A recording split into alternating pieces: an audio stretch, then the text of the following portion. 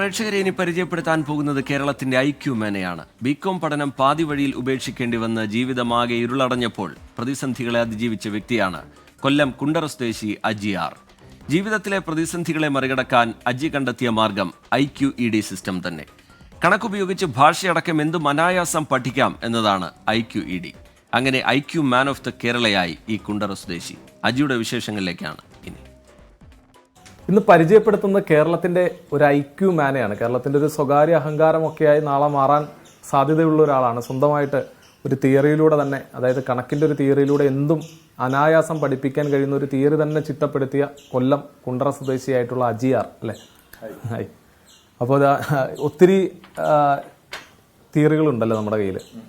ഇതിപ്പോൾ ഞാൻ പയറാണ്. ഇപ്പോൾ പയർ നമുക്കൊന്ന് കുറച്ച് ഇട്ട് നോക്കാം. ഇതിൻ്റെ ഒരു എണ്ണം അല്ലേ? എനിക്ക് 41 ഉണ്ടാവും. 41 നമുക്ക് എന്നെ നോക്കാം. 1 2 3 39 40 41 ഇതിപ്പോൾ 41 എണ്ണം പറഞ്ഞത് കറക്റ്റ് തന്നെ. അപ്പോൾ ഇതെങ്ങനെയത്? ഇതിന്റെ പേര് ന്യായന വിസ്തൃതി എന്നാണ്. ന്യായന വിസ്തൃതി ഞാൻ ചെയ്യുന്ന പല കാര്യങ്ങളും വേദകാലഘട്ടത്തിൽ പണ്ടുണ്ടായിരുന്ന വേദകാലഘട്ടത്തിലുണ്ടായിരുന്ന കുറേ ടെക്നോളജിയാണ്. ഞാൻ കുറേ ബുക്കുകൾ വായിച്ചറിഞ്ഞതും അതനുസരിച്ച് ട്രെയിൻ ചെയ്തത് കൊണ്ടാണ് എനിക്കിത് ചെയ്യാൻ പറ്റിയത്. കാര്യം അതിനുശേഷമാണ്, ഈ ട്രെയിനിങ് ചെയ്തതിന് ശേഷമാണ് ഞാനും ഈ ഒരു ടാലന്റ് നേടിയത്. അപ്പോൾ ഈ ന്യായന വിസ്തൃതി എന്ന് പറയുന്നത് ഇപ്പോൾ എല്ലാവരും ചിന്തിക്കും ഈ കടലിലേക്ക് ഇടുന്നതിൻ്റെ കാര്യം എന്താണെന്ന്.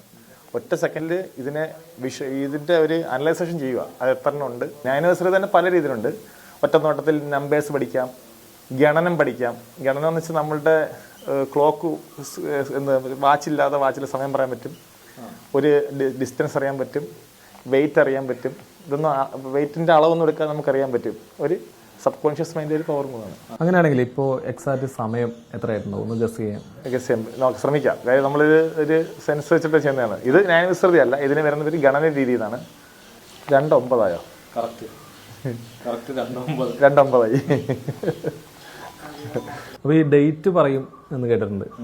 അപ്പോൾ അങ്ങനെയാണ് നമുക്കൊരു ഡേറ്റ് പറഞ്ഞാൽ തീയതി, ദിവസം 15 ജൂൺ 1986. ഞായറാഴ്ചയല്ലേ? അതെ, ഞായറാഴ്ച. അപ്പം അങ്ങനെയെങ്കിൽ ഇപ്പോൾ വരാൻ പോകുന്നൊരു വർഷം കൂടി ചോദിക്കാം. 25 മെയ് ഒരു 2056. എനിക്ക് തോന്നുന്നു വ്യാഴാഴ്ച അല്ലേ? അല്ലേ? ഗണന രീതി ഉപയോഗിച്ചിട്ടാണ് പണ്ട് പല ക്ഷേത്രങ്ങൾ വരെ പഠിച്ചിരിക്കുന്നത്. നമുക്കൊരളവ്, അതിൻ്റെ മെഷർമെൻറ്റ് ഉപയോഗിക്കുന്ന അല്ലെങ്കിൽ സ്കെയിലൊന്നും ഇല്ലാതെ അതിൻ്റെ അളവെടുക്കാൻ പറ്റുക. വസ്തുവിൻ്റെ ഭാരം എടുക്കാൻ ത്രാസ് വേണ്ട, അല്ലാതെ അളവ് പറയാൻ പറ്റുക. ഈ IQ പരിശോധന നടത്തിയിട്ടുണ്ടോ? ഉണ്ട്. 2011 ടെസ്റ്റ് നടത്തിയതാണ്. നമ്മളിത് 2010 ഞാനിത് 2010 മുതൽ ട്രെയിൻ ചെയ്തതും അന്നത്തെ പത്രമാധ്യമങ്ങളിൽ ഇത് വന്ന സമയത്ത് എൻ്റെ IQ ഒക്കെ ടെസ്റ്റ് ചെയ്തപ്പം കൂടുതലായിരുന്നു. IQ 187.4 ആയിരുന്നു IQ.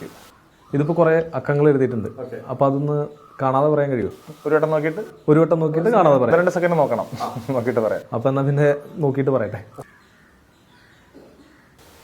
1 4 8 9 5 7 2 3 1 4 7 6 2 8 5 4 3 2 5 8 9 6 4 2 1 3 1 അല്ല 4 2 1 3 4 6 7 8 7 5 3 1 4 8 8 7 5 3 2 1 7 6 2 1 5 7 2 4 3 8 7 6. സെക്കൻഡ് റോയിലെ മൂന്നാമത്തെ ഡിജിറ്റ് 9. അപ്പുറത്ത് 8, ഇപ്പുറത്ത് 6. അതെ, ആ 9 മുകളിൽ 8, 9 താഴെ കിടന്ന 5. അപ്പോൾ എല്ലാവിധ ആശംസകളും. എന്തായാലും ഈ കാഴ്ചകളൊക്കെ കണ്ണ് തള്ളിയിരിക്കുകയാണ്. അപ്പോൾ ക്യാമറാമാൻ ബിനേഷ് ബാബുരാജിനൊപ്പം സൂരജ് 24.